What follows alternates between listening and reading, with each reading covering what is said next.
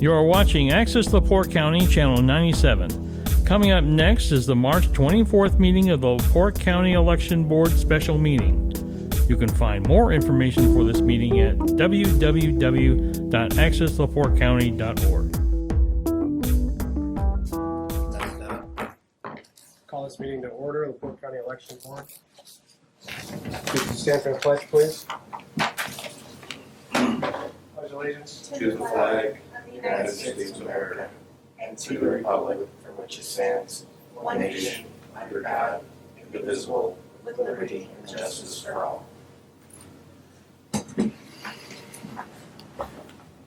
Okay, roll call. Heather Stevens. Present. Jim McAlka. Present. And Brody Schaffner is present. Are there any changes to the minutes? Yes. I would like to change the word poll worker pay to election worker pay. And other than that, I'm good. Where is that? It's under new business. Oh, you're talking about the agenda? Yeah. Oh, okay. What about the minutes first? No. Okay. No changes to the minutes? Meeting minutes are accepted. Changes to the agenda. You wanted to change poll worker pay to... Election worker pay. And that way it's fair across the board for all of our election workers. Yeah, I'll make a motion to that effect. Is there a second? Second. All in favor say aye. Aye. Okay. Now it's time for public comment. Not everyone at once. I don't know if it'd be appropriate to comment here or to comment on the lake complaint. Or will you be taking comment during the lake complaint? I will. Okay. I will. Anybody else for public comment? Seeing none, we'll move on to old business. First, yes. Can you hear me? I do. Okay. Signing of resolution 2023-1, which is the resolution that we discussed at the last meeting, correct? Yeah, that just gives voter registration kind of their guidelines of the information that should and should not be released from their office. And it looks like the only things that we asked not be released were, I believe it was the social security number and the voter ID. The voter identification number.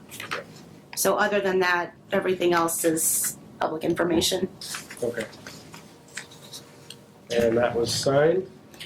Yes. So we are all set to go. We voted on that last meeting. Next item is discussion of withdrawn complaint from Republican Party Chairman Alan Stevens. I will read into the record an email that we received from Mr. Alan Stevens. Members of the election board, this letter serves as my formal request to terminate the election board complaint filed against Republicans for Lake on behalf of LaPorte County Republican Party. While I do not doubt the veracity of this complaint, it is my belief that continuing on with this protracted battle at this point no longer serves the best interests of the LaPorte County Republican Party or the people of LaPorte County. The election for prosecutor was decided by the people over 4 months ago, and continuing on with this complaint will only create additional partisan bickering and hatred. Thank you, Alan Stevens.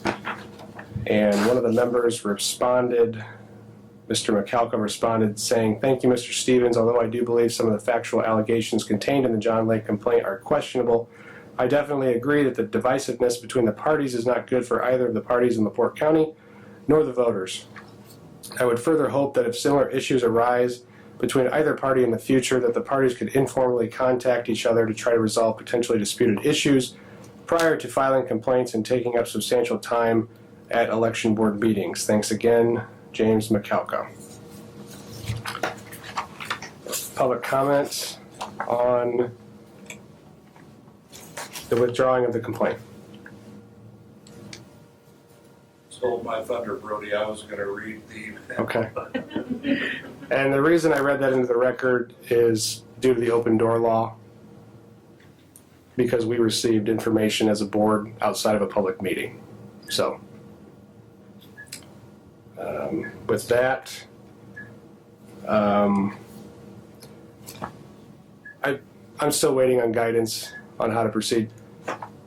We don't necessarily need a complaint to act. The law allows the election board to investigate, audit, hold hearings on any issues. So the administrative code clashes with the election code, and so we're still waiting on guidance for that. But I appreciate the Republican Party chairman's position. And if I may ask, Mr. Schaffner, what is the intent of you as president in wanting to do with that issue with John Lake? My intent at this point is to receive guidance on what I can do. Part of the administrative code does not allow an administrative law judge to be subject to the discretion of an investigator in a proceeding. In my opinion, Mr. Stevens bringing the complaint was an investigator. I am at his discretion. He could fire me at this very moment, or I guess remove me from this appointment. And there's also the issue of personal interest given the political parties. So I want guidance on how to proceed. And there is an Office of Administrative Law Proceedings that I believe might be able to handle this in the event that we can't. This is a direct clash with the election code because it essentially strips the election board of any power to decide on proceedings under this section of the Indiana Code. And quite honestly, I don't know why the legislature put that provision in the code, that we are subject, that anything in this section is subject to the Administrative Procedures Act. Well, with Mr. Stevens withdrawing the complaint, what specifically or exactly does the election board need to do with this? Well, as I said, the election board is responsible for the administration of the election code. So there is a violation that we are now aware of. The election board members are allowed to do independent investigation and bring knowledge of violations to the board to decide on. And so that's where I'm hung up on.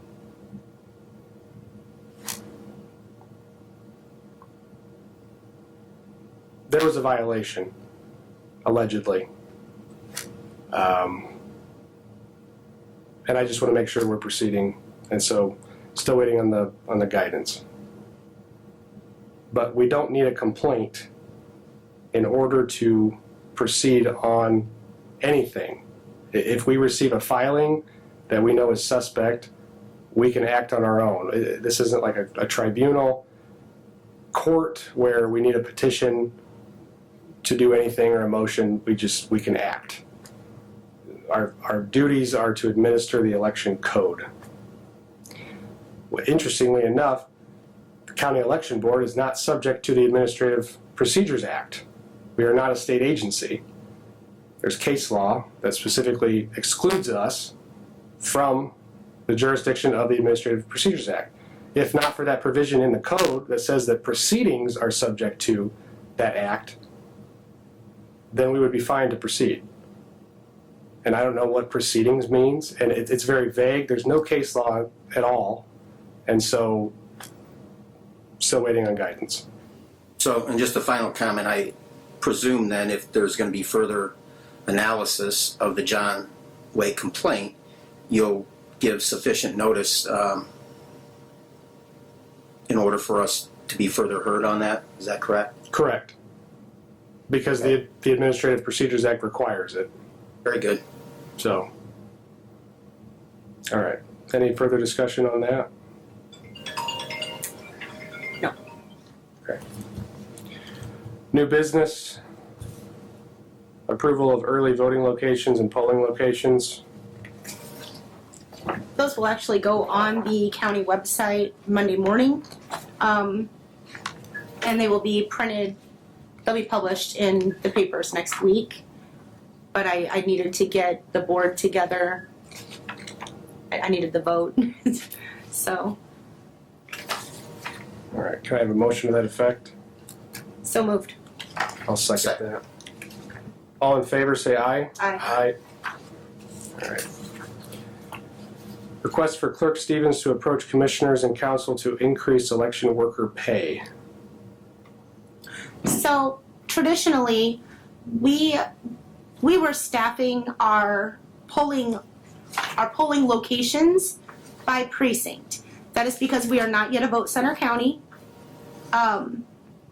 However, this board passed a resolution so that we could have more of combined teams. We don't need, so say we have 4 or 5 precincts that all vote at the civic. We don't need 16 clerks when we have 1 or 2 poll pads. We don't need 16 judges for 5 machines. So at this point, because of the resolution that we passed, we can actually combine that a little bit. So rather than having 16 poll workers, maybe we're going to have 5, which this is a huge savings to the county. That also means that those poll workers are doing additional work, and I think that they need to be compensated for that. And I'm gonna go. I would like to go, as long as it's all right with the board. I'd like to go to the county council and to the county commissioners, and I'd like to see a $50 increase for each position. So what we have is an inspector at every location, at least 2 judges, and at least 2 clerks. Okay. I'll make a motion to allow that request. I second it. Thank you. All in favor, say aye. Aye. Okay, board member comments. Any comments from board members? I don't think so. I think I just am ready for a nice, easy, successful election.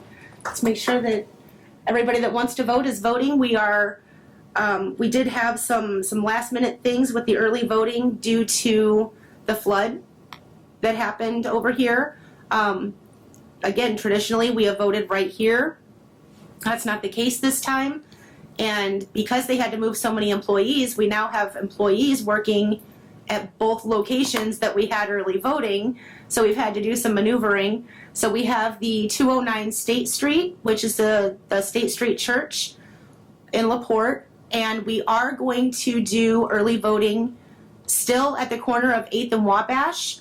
The commissioners I've worked with Commissioner Grammarosa along with Sean Fitzpatrick, and they had this, it's a smaller area, but I think that that's fine. It's going to be able to hold our machines.